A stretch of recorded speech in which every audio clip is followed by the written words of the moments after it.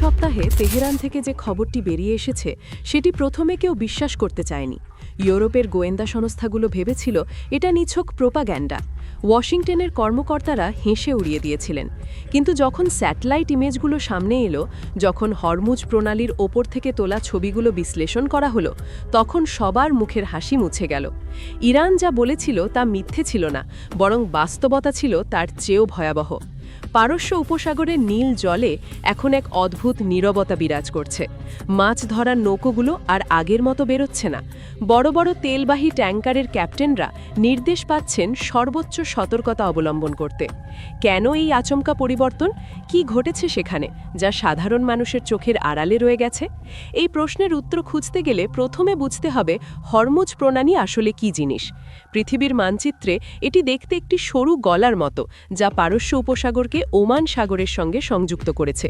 কিন্তু ছোট্ট এই জলপথটির গুরুত্ব কেন পৃথিবীর যে কোনো সামরিক ঘাঁটির চেয়ে বেশি? কারণ বিশ্বের তেল বাণিজ্যের প্রায় 21% এই পথ দিয়ে চলাচল করে।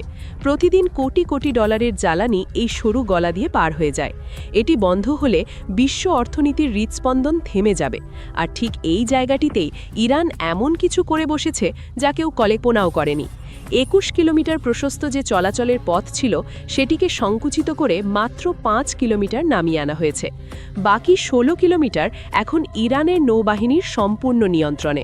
সেখানে কি আছে তা কেউ জানে না। কেউ কেউ বলছেন মাইন পাতা হয়েছে, কেউ বলছেন ছোট ছোট দ্রুতগতির যুদ্ধ জাহাজ লুকিয়ে আছে, আবার কেউ দাবি করছেন আন্ডার ওয়াটার ড্রোন মোতায়েন করা হয়েছে, যা যে কোনো শত্রু জাহাজকে সম্পূর্ণ ডুবিয়ে দিতে সক্ষম। সত্যটা কি?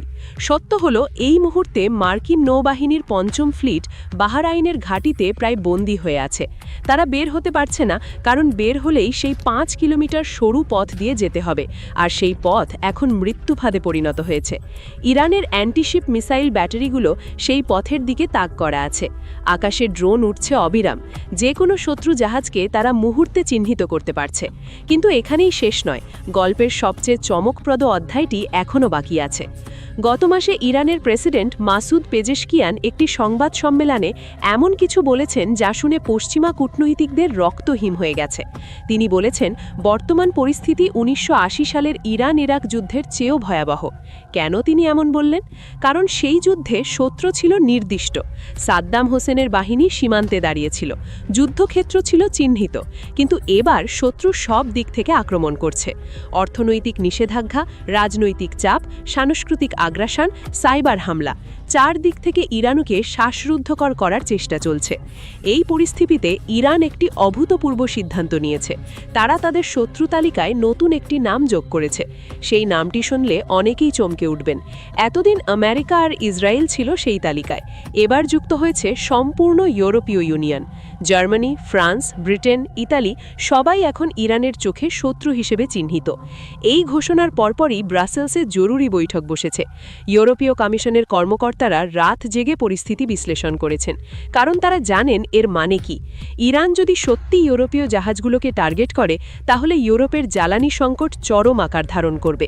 গ্যাসের দাম আকাশ ছোঁবে, কারখানাগুলো বন্ধ হয়ে যাবে, শীতকালে মানুষ ঠান্ডায় জমে মরবে।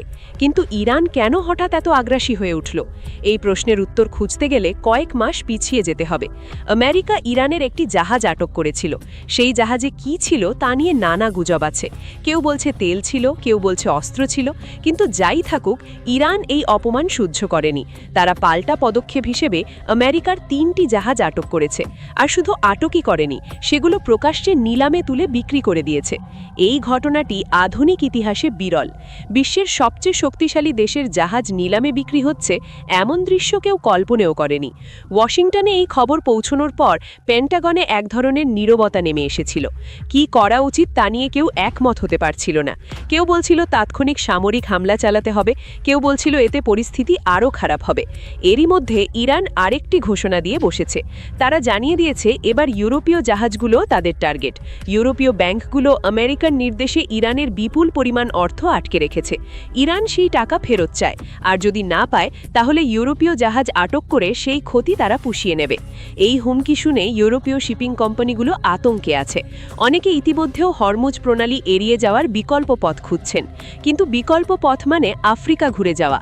এতে সময় লাগবে সপ্তাহখানেক বেশি, খরচ বাড়বে কোটি কোটি ডলার, আর সেই বাড়তি খরচ শেষ পর্যন্ত সাধারণ মানুষের পকেট থেকেই যাবে। ঠিক এই উত্তেজনাপূর্ণ মুহূর্তে একটি অপ্রত্যাশিত খবর এসেছে। ইরাকের প্রধানমন্ত্রী মোহাম্মদ শিয়া আল সুদানি ঘোষণা করেছেন বাগদাদে শীঘ্রই ইরান ও আমেরিকার মধ্যে একটি বৈঠক হতে চলেছে। এই খবর শুনে অনেকে স্বস্তির নিঃশ্বাস ফেলছেন। হয়তো যুদ্ধ এড়ানো যাবে, হয়তো আলোচনার মাধ্যমে সমাধান বের হয়ে আসবে। কিন্তু এখানে একটি বিপদের সংকেত আছে যা অনেকে খেয়াল করছেন না। অতীতে আমেরিকা বহুবার আলোচনার আড়ালে হামলার প্রস্তুতি নিয়েছে। ওমানের মধ্যস্থতায় যখন গোপন আলোচনা চলছিল, ঠিক তখনই পেন্টাগন ইরানে হামলার পরিকল্পনা চূড়ান্ত করছিল। তেহরান এই ইতিহাস ভোলেনি। তারা জানে আমেরিকার হাসি মুখের আড়ালে কী লুকিয়ে থাকতে পারে। তাই ইরান এবার একটি অভূতপূর্ব শর্ত দিয়েছে। তারা বলেছে যে কোনো চুক্তিতে চীনকে গ্যারেন্টার বা জামিনদার হিসেবে রাখতে হবে। এই শর্তটি শুনে ওয়াশিংটনের কূটনৈতিকরা স্তব্ধ হয়ে গেছেন, কারণ এর মানে কি তারা তা বুঝতে পারছেন। চীন যদি গ্যারেন্টার হয়, তাহলে ইরানের আকাশসীমা আর পারমাণবিক স্থাপনাগুলো রক্ষা করার দায়িত্ব চীনা সেনাবাহিনীর ওপর বর্তাবে। মধ্যপ্রাচ্যে চীনা যুদ্ধবিমান মোতায়েন করা হবে। চীনা সৈন্যরা ইরানের মাটিতে অবস্থান করবে। এতদিন মধ্যপ্রাচ্য ছিল আমেরিকার একছত্র প্রভাব বলয়। এবার সেই বলয়ে ড্র্যাগনের প্রবেশ ঘটতে চলেছে। এই সম্ভাবনাটি আমেরিকার জন্য দুঃস্বপ্নের চেয়েও ভয়াবহ, কারণ চীন একবার ঢুকে পড়লে তাদের সরানো প্রায় অসম্ভব হয়ে যাবে। আর ইরানের সঙ্গে রাশিয়াও আছে। এই তিনটি দেশ যদি একসঙ্গে দাঁড়ায়, তাহলে আমেরিকার পক্ষে একা তাদের মোকাবিলা করা সম্ভব নয়। প্রেসিডেন্ট পেজেশকিয়ান স্পষ্ট বলেছেন, তারা আমেরিকার কথায় আর বিশ্বাস করে না। কাগজের চুক্তির কোনো মূল্য নেই তাদের কাছে। তারা চায় শক্তিশালী কোনো দেশ জামিন থাকুক, যাতে আমেরিকা চুক্তি ভঙ্গ করলে সেই দেশ সরাসরি সামরিক ব্যবস্থা নিতে পারে। এটি একটি বিপ্লবী দাবি, যা আন্তর্জাতিক রাজনীতির চলচ্চিত্র বদলে দিতে পারে। ইউরোপ এখন এক বিচিত্র অবস্থানে পড়েছে। এতদিন আমেরিকার পিছু পিছু হেঁটেছে, ইরানের বিরুদ্ধে নিষেধাজ্ঞায় সায় দিয়েছে। জার্মানি ইসরায়েলকে অস্ত্র দিয়েছে, ফ্রান্স কূটনৈতিক চাপ দিয়েছে। কিন্তু এখন যখন তাদের নিজেদের জাহাজ বিপদে, তখন তারা বুঝতে পারছে আসলে তারা কোন জালে আটকা পড়েছে। হরমুজ প্রণালী বন্ধ হলে ইউরোপের সবচেয়ে বেশি ক্ষতি হবে। তাদের জ্বালানি আমদানি প্রায় অর্ধেক কমে যাবে, কারখানা বন্ধ হবে, বেকারত্ব বাড়বে, মূল্যস্ফীতি আকাশ ছোঁবে। আর এই সব কিছুর জন্য দায়ী করা হবে তাদের নিজেদের নীতিকে, কারণ তারাই আমেরিকার সঙ্গে মিলে ইরানকে এই কোণায় ঠেলে দিয়েছে। এই মুহূর্তে সবচেয়ে বড় প্রশ্ন হল, বাগদাদে সেই বৈঠকে কি হবে? আমেরিকা কি সত্যি আপোষ করতে রাজি হবে, নাকি এটি শুধু একটি সময় কেনার কৌশল?